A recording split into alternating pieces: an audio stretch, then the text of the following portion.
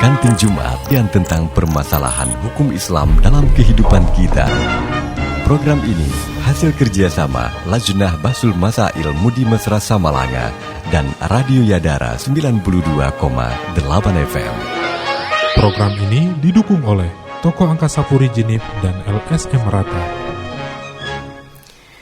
Iya, baik saudara syukur Anda masih bersama kami di 92,8 Yadara FM, Radio Syiar dan Informasi, dan masih bersama kami di Radio Mutiara 104,8 MHz. Saudaraku, masih bersama saya Muhammad Al-Fadil dalam program Kantin Jumat, kajian rutin hari Jumat. Saudaraku, masih dengan tema yang sama, yaitu kurban. Dan masih dengan guru kita yang mulia Tunku Yusrijal Aswaja, dan masih dengan guru kita Tunku Muhammad Khairi. Saudaraku, dimanapun Anda berada, guru kita tadi Tunku Yusrijal Aswaja telah menggambarkan kepada kita apa itu kurban, dan Tunku Muhammad Khairi juga tadi telah menjelaskan kepada kita apa hikmah, dampak, efek kepada masyarakat, efek sosial bagi mereka-mereka yang berkurban. Dan mungkin Tunku Yusrijal, dalam berkurban itu tentu kita menyembelih hewan, ya. Hewan apa saja yang bisa kita kurbankan, yang kita sembelihkan di hari Zulhijjah itu, di hari ketika kita ingin berkurban. Ya, terima kasih kepada Tunku Al-Fadil, kemudian kepada para pendengar, baik pendengar di Mutiara maupun pendengar di Radio Yadara. Baiklah, kepada saudara-saudara kami yang ingin berkurban, hendaklah melihat bagaimana dan kriteria hukum-hukum hewan mana yang dikurbankan, sebagaimana sabda Rasulullah SAW bahwasanya kurban tersebut adalah bagian daripada syariat, dan kurban tersebut adalah akan kelak menjadi kendaraan kita di yaumil qiyamah.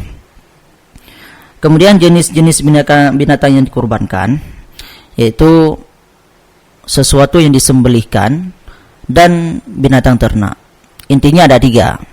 Yang pertama, binatang yang kita kurbankan adalah binatang ternak. Kemudian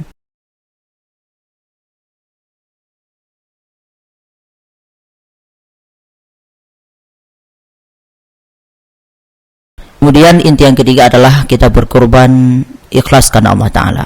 Itu yang paling utama. Kemudian hewan-hewan manakah yang memang dikurbankan dan disyariatkan dalam agama kita? Yang pertama adalah kambing.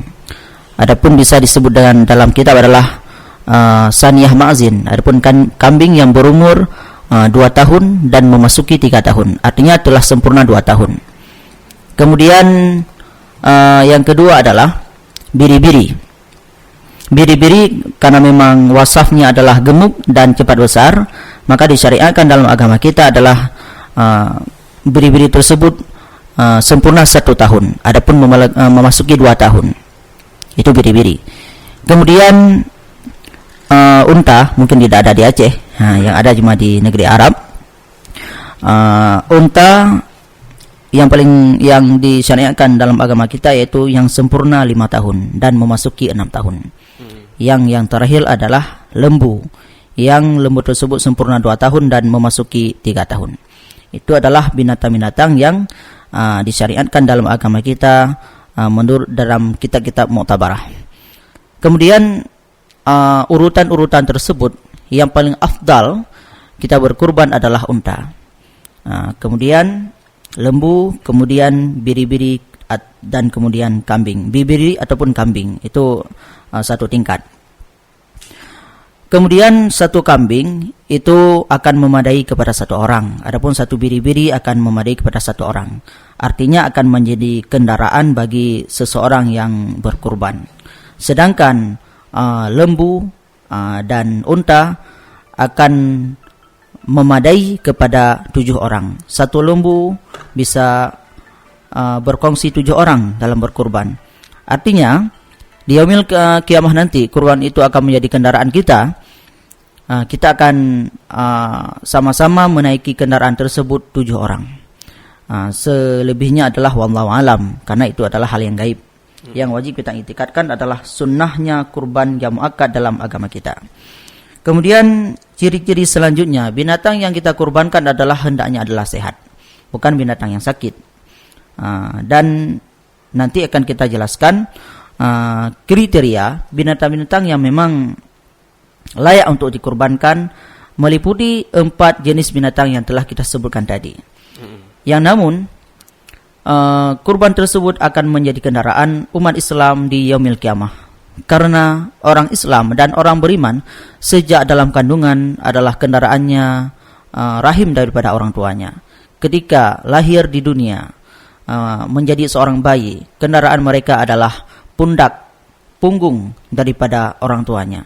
Ketika mereka dewasa, kendaraan mereka adalah kendaraan yang ada di dunianya. Kemudian kelak di hari kiamat nanti, umat Islam, orang mukmin dibangkitkan oleh Allah Subhanahu wa taala mempunyai kendaraan yang khusus, yang kendaraan tersebut adalah hasil daripada jerih payah mereka yang mereka kurbankan di dunia ini. Ya, baik Tunku Yusrijal. Mungkin kalau binatang yang dikorbankan itu harus ada penentuan waktu dan umurnya itu. Ya. Tidak semua yang telah disebutkan itu bisa disembelih. Tidak semua yang disebutkan tidak disembelih, akan tetapi mempunyai syarat dan ketentuan yang berlaku. Iya. Mungkin syarat dan ketentuannya nanti saja. Mungkin selanjutnya kita ingin mengetahui juga apa faedah ya dan hikmah di balik berkurban. Tadi Tunku Muhammad Khairi menjelaskan yaitu efek sosial ketika kita berkurban. Mungkin untuk pribadi kita apa hikmahnya Tunku Khairi? Mungkin bisa menjelaskan. Oke. Terima kasih kepada Tunku Al-Fadil. Kita sebagai hamba yang selalu mengabdi kepada Allah Subhanahu wa taala. Dan kita justru diciptakan oleh Allah Subhanahu wa taala untuk menyembahnya. Tentunya kita akan harus melakukan segala perintah yang diperintahkan oleh Allah Subhanahu wa taala, baik itu yang berbentuk wajib ataupun yang berbentuk sunnah. Tujuan kita mengerjakan perintah Allah Subhanahu wa taala tersebut adalah untuk mendapatkan posisi di sisi Allah. Agar kita dianggap oleh Allah sebagai hamba Allah. Kalau kita mengerjakan yang wajib-wajib saja, tentunya itu sudah memang kewajiban kita untuk beribadah kepada Allah Subhanahu wa taala. Dan nilai ketakwaan kita itu dilihat bagaimana kemampuan kita dalam melakukan perbuatan-perbuatan sunnah. Ya salah satunya ini kurban. Kenapa saya katakan kurban ini sangat penting? Karena Rasulullah Shallallahu Alaihi Wasallam mengatakan bahwa kurban ini pahalanya sangat luar biasa. Di samping pahalanya luar biasa, kurban ini akan menjadi tunggangan, binatang tunggangan ataupun kendaraan kita ketika kita nanti kelak pada hari kiamat meniti jembatan Siratul Mustaqim. Tentunya pada waktu itu bukan seperti keadaan Titi kita di sini. Kita butuh kendaraan yang mana dengan kendaraan tersebut kita akan melalui titik tersebut.